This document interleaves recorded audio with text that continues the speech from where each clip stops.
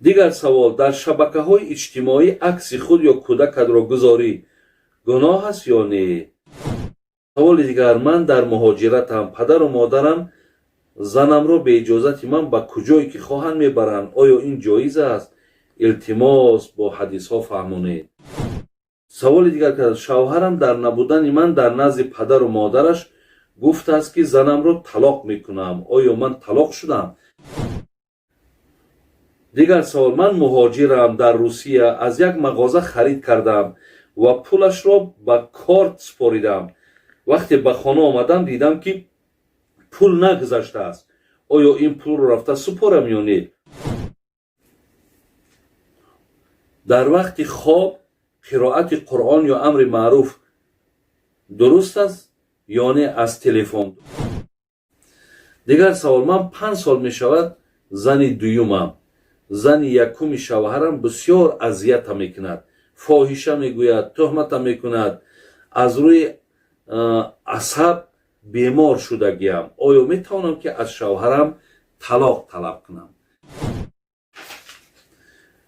номи мафтуна дар ислом дуруст аст ё на? илтимос бисёр зарур аст. ва охирон саволе ки дар пеши ман аст, омадааст ки шахсе аз бемории спид вафот кунад, чӣ ҳукм дорад аз нигоҳи ислом? дигар савол: дар шабакаҳои иҷтимоӣ акси худ ё кӯдакатро гузорӣ гуноҳ аст ё не? бародаро хоҳарои азиз, шарт нест охир дар ҳамин шабакаҳои интернетӣ мо суратҳои худмона гузорем ё фарзандонмона гузорем. чӣ зарурат дорад? чӣ зарурат дорад? барои ҳамин ҳеҷ хубуш бародарои азиз, на сурати худта бимон, на сурати фарзандата бимон.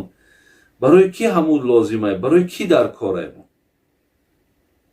аз ҳамин ҳоҷат бар ин нест. соли мебинӣ дар ҳамин дохилои ҳамин шабакаҳои интернетӣ як бовар кунед, аз баъзе ҳамин гуфтугӯҳоро мебинӣ, баъзе нишастҳоро мебинӣ, баъзе ҳамин ахмақиҳоро мебинӣ ки бисёр дар як симои ҳамин мардуми мо, ба худо бовар кунед, бисёр шармандагиай, бисёр шармандагиай.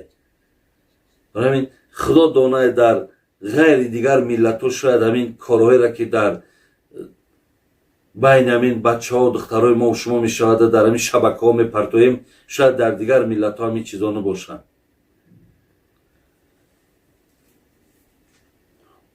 дар вақти хоб қироати қуръон ё амри маъруф дуруст аст ё не аз телефон? дурустай шумо агар дар ҳолати хобам ки бошен, дарозам каштагӣ бошен, ай телефон шумо метавонед қуръонам гӯш кунед, метавонед ки мақсад амри ба маъруфам гӯш кунед. ҳечи боке надорад. инҷа ягон тарки одобам намешавад. худо хоҳад ин бо бисёр нек аст ки ҳамо хобтам хоби суннатӣ мешавад, хобтам хоби бароҳат мешавад. дигар савол: ман 5 сол мешавад зани дуюмам. зани якуми шавҳарам бисёр азиятам мекунад, фоҳиша мегӯяд, тӯҳматам мекунад. аз рӯи асаб бемор шудагиам. оё метавонам ки аз шавҳарам талоқ талаб кунам?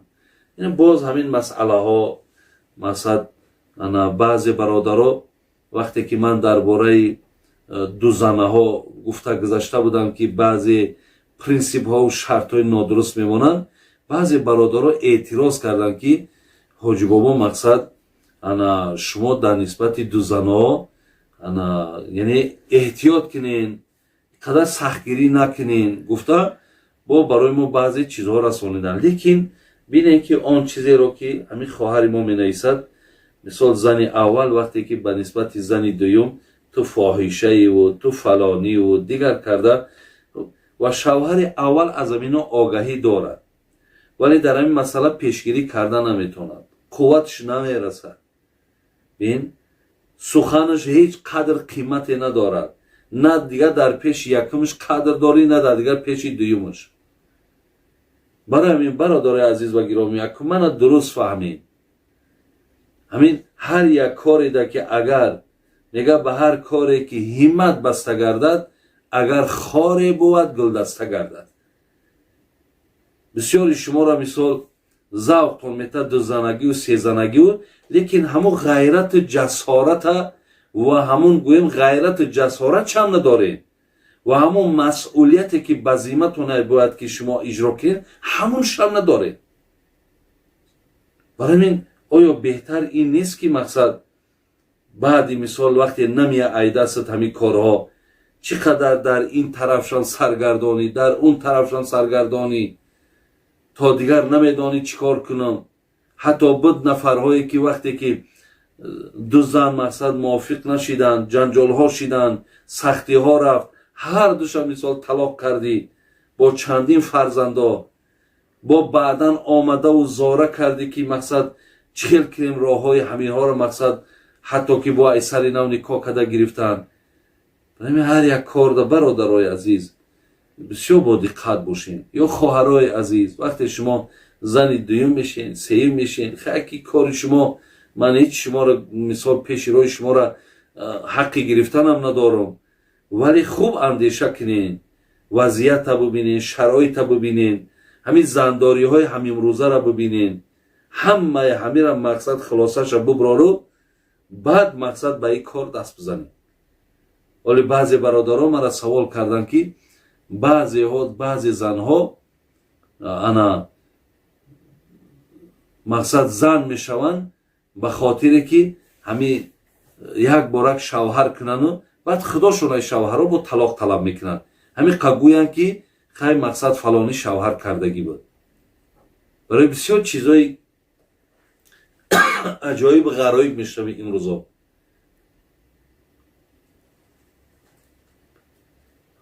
хоб саволи дигар, ман дар муҳоҷиратам, падару модарам занамро беиҷозати ман ба куҷое ки хоҳанд мебаранд. оё ин ҷоиз аст?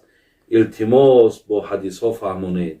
бародарои азиз ва гиромӣ, хак вай падартай вай модартай, ана агарчанде ки болои зан ҳаққи шумо нисбати падару модар бо болотарай, вале вақте падару модарат ки занитра ягонҷо бурд, ту дар ғарибӣ бошӣ, ин бо иншоалло як ёрдам ба ҳамун хонум метоай. охи дар як хона мисол зана манъ кардан худу дар ӯ тараф, хоб ин тараф мисол шавҳар дур будан, ин тараф хонада корҳо мисол мушкилу вазбин, хоб ҷиҳати дигар як борак берун биромадаву одам як тамошову як дуди дилша гуфти чизо баровардану ино иншоалло хайр дора, иншо бисёр хубай.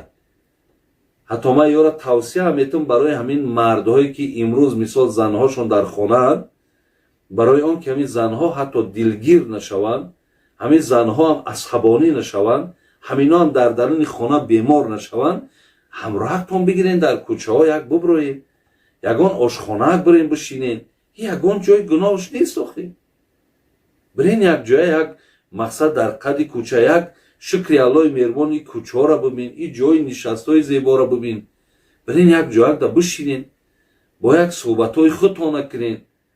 бисёр зиндагӣ бо рангушу корушу ҳамаш бо дигаргун мешавад.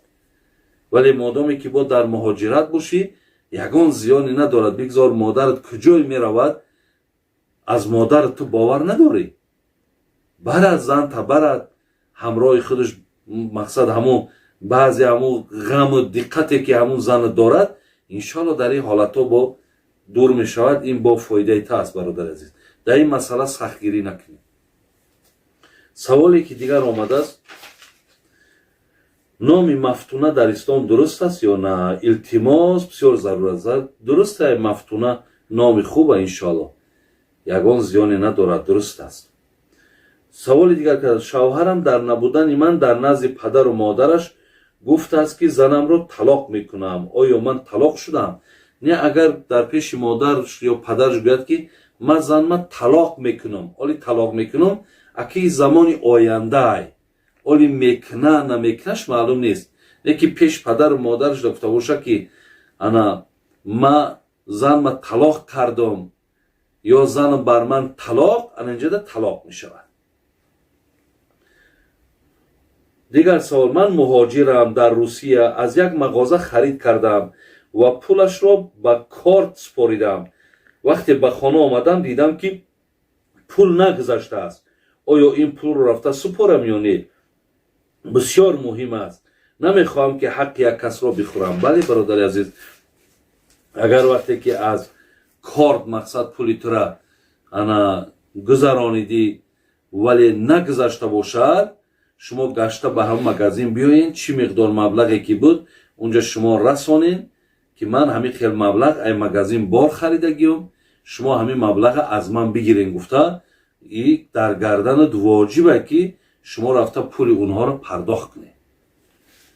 و آخران سوالی که در پیش من است آمده است که شخصی از بیماری سپید وفات کند چه حکم دارد از نگاه اسلام؟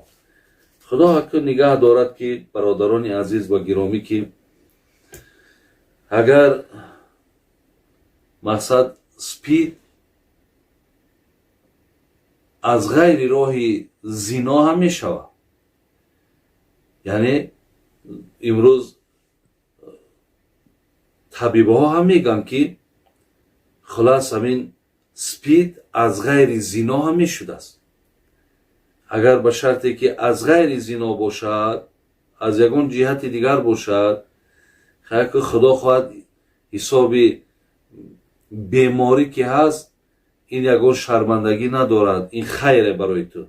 لیکن اگر از راه زنا باشد که تو مثال با همین سپید حساب زنا مبتلا شدگی و با همین درد اگر دنیا را پدرود بگوی، بسیار برادر عزیز یا خواهر عزیز برای شما بسیار خجالت است، بسیار خجالت است. یعنی سفرت اگر در دنیا کو تصور کن که در زبان همه این یک خیلی و خیلی بگیم خانوادت حتی در خجالت است که بچه ما یا دختر ما از همین حساب مرده است. بسیار خجالت است در دنیا. خدا پرده کنه که باید اگر پگه فرزند باشد فرزندات هم فردا طعنه میکنن که پدرت یا مادرت امی حسابی نمی کار حرام از همین دنیا گذشتگی. و همچنان در خانه قبرم همون مکانی ده که دفن میشه، حتی از روی گفته علمایی که در کتابا میارن همسایه قبرم سیا نقش مهم میبازد. در پهلوی همون آدمی که میبرن تر میگرونن، همون آدم حتی ناراحت و نفرت داره که همین خیلی انسان در بر من نگرونن. ولی شاعرها میگن خدایا همنشینی عاقلان کن، خدایا همردیف عادلان کن. دعا کردن که خدایا همین دنیا در کجای در یک اهل علم ما را همنشینش کن. خدایا کسی در همین دنیا عدالت داره، ما را مثل همونها در همین راه نگه بدار. بین بعد چی میگه؟ خدایا همنشینی عاقلان کن، خدایا همردیف عادلان کن. از آن روزی که به گورستان سپارند مرا همسایه صاحب دلان کن. یعنی زمانی که مرا خانه قبر میبرین خدای همجا یک همسایه آدمی خوبم بکن. این آدم ها حتی از همسایه خوب طلب دارن. اگه تو وقتی برای همسایه کسی شای که از حساب همین حرام آمدگی است، بسیاری بسیار نه تنها برای همسایه حتی برای گورستان یا دهشت است. خدا پرده کنه برادرای عزیز و گرامی، خداتون احتیاط کنید، هیچگاه به این کار زیش دست نزنید، هیچ وقت مقصد خداتون شرمنده دنیا و آخرت نکنید. خداوند باز هم ایمانتون کامل، خاتماتون بخیر و الله در پناه رحمت و عصمتش همتون نگهبان باشد. سلام علیکم و رحمت الله و برکاته.